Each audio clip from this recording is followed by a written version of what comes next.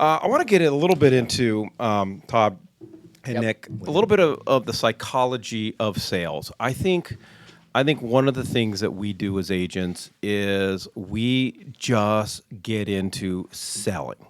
And whether it's at open houses, whether it's new buyer consults, or whatever the case is, we're just kind of trying to get down into business, brag about our accolades, get into the process, and ask some brief questions about what is the buyer looking for, and so forth. I always tell our team, no one cares about you. They care about themselves. They want to talk about themselves.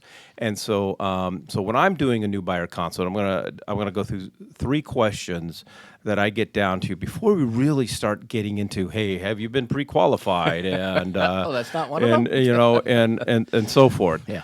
Number one, questions to ask at new buyer consults.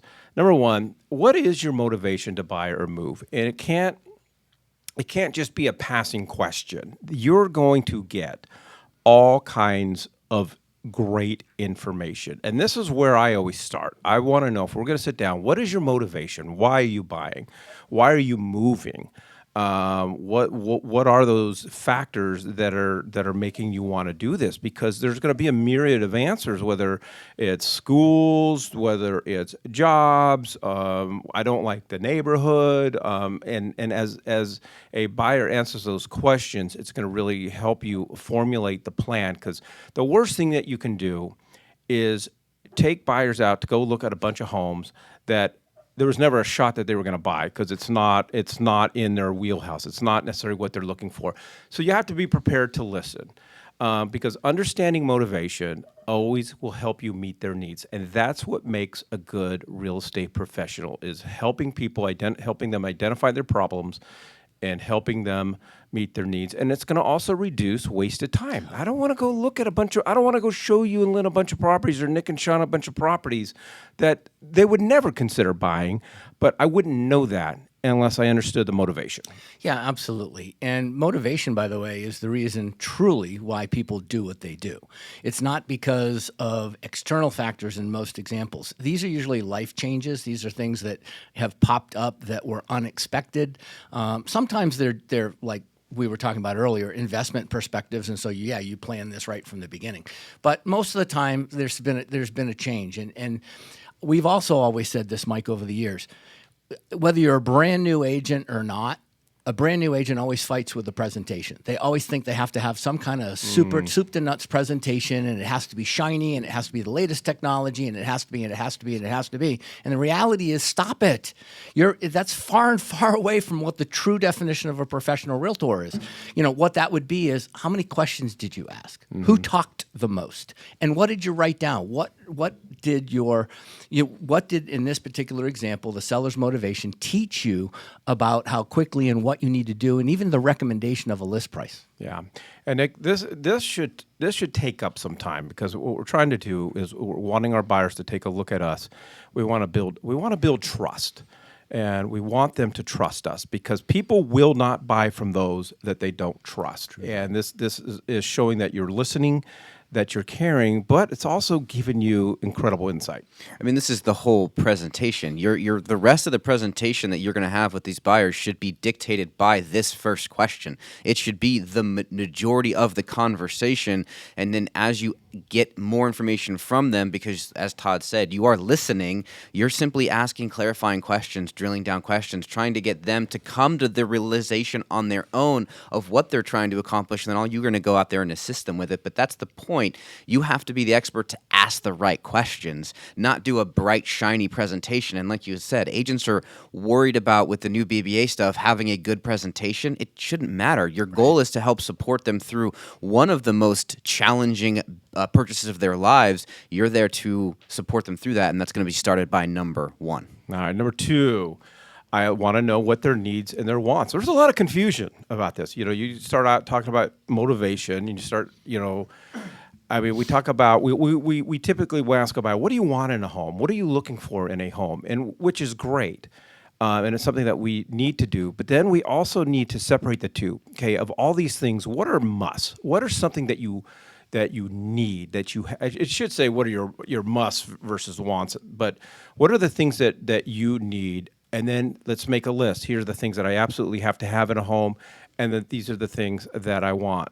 Needs are things that they require in a next home. We're having a baby, and so a extra bedroom is something that is imperative. My grandma and grandpa are going to come live with us, and so an extra suite might be something that is a requirement. But the wants are the things that they think they need, but things that they can live without. I mean, obviously pools are always a big discussion. One of the questions I always have is a pool something that is a absolute must for you, or is it something that you would like to have? But if you don't have it, it's not the end of the world. I need a big giant wine cellar. Well, it's a 1,500 square foot house. I would call that a want rather than than a need. I got a zero lot line, but I want an Olympic sized swimming pool. Okay, and helping them differentiate between the two, because then now this is going to help reduce pickiness. Because I can help them. We can really dive down into the properties that we're going to show them. And again, you have to listen to what they're saying. But for me, I always like to make these lists with these buyers of, everything you want in the house. Okay, let's go through what are the musts. Why is this a must? Going back to motivation, and then we could say, okay, this is not necessarily a requirement. If I find you the perfect home that has all these other things, but it doesn't have these two wants, are we good to go? Yep. The difference between needs and wants is simple. Needs are logical. Wants are emotional. And a lot of times the need will overcome the want, but the want makes the decision happen. And so again, there's times and they may not give up on a need, but want. I had a client many, many years ago say to me, back when, point was. 1842. Yeah. So the fact was, I'm looking for a 4-bedroom, 2,000 square foot home in Chandler.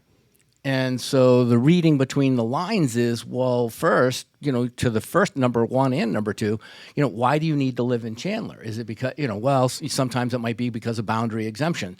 They allow you to have boundary exemption for schools in Chandler.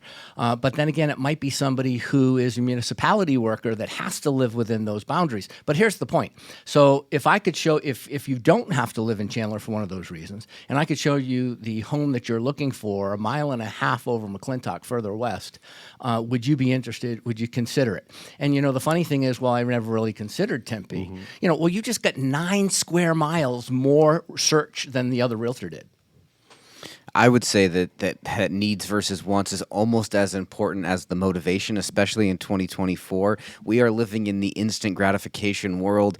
A lot of people's wants, they feel like are their needs. And so as a realtor, especially when you're working with a couple, setting the expectation up front of what both individuals' wants and needs are, it's going to directly impact the rest of the process as you're negotiating through and navigating through looking for listings.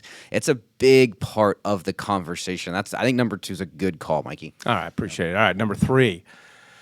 Who are the decision makers? One of the worst questions not to ask. It may not necessarily be framed like this. Probably not. But the goal is to identify who the decision makers are. If you are meeting with a new buyer or showing homes, and let's just say, for the sake of argument, it's a married couple, and you don't know that there are other factors involved, that there are other decision makers involved, that there's somebody that is lending them money to help buy this house, they may like you. But if mom and dad don't like you, it's going to be a problem, and understanding what their thought process is and what their motivation is. So it's important to identify who are all the decision makers from the beginning and cater to them as well. So if I have a buyer and they show up and mom and dad are there, you can't ignore mom and dad. You've got to cater to them. You are now selling them. You are now building a relationship with them as well, because they also might be the source of needed cash. I mean, generally in a new buyer consult, you don't understand all their finances yet. You don't understand where they sit qualifying. They don't, whether they're going to need cash. So you're wanting to get all the decision makers together, and you're wanting to build relationships with all of the decision makers. And like I said, this could include parents, grandparents, or whatever. Yeah, I think this is great because what this is in many instances is a flashback to the basics of selling. If you're a salesperson, you have somebody sitting in front of you, and it's funny because over the years, as we gain more and more and more knowledge, we stray farther and farther from the basics, and we then begin to think we're invincible or that we have all the answers. These are the fundamental basics of purchasing a home, and the decision maker factor.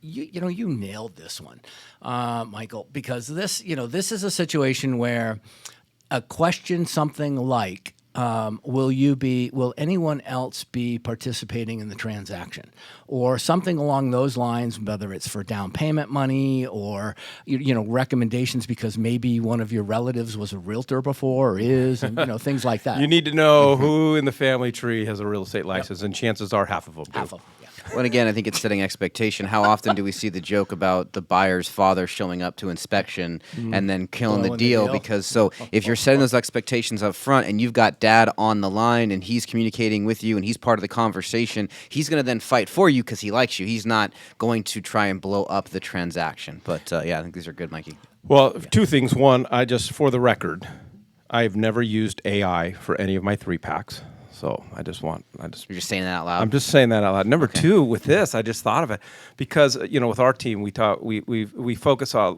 lot of our conversations on wealth building and investing, and oftentimes for me, and this happens more frequently than you'd think, one of the decision makers is the financial advisor. Yep. And I love it, and I'll say I want to talk to your financial advisor. I can't tell me how many times I've been on a Zoom call with the client and the financial advisor, because I tell you what.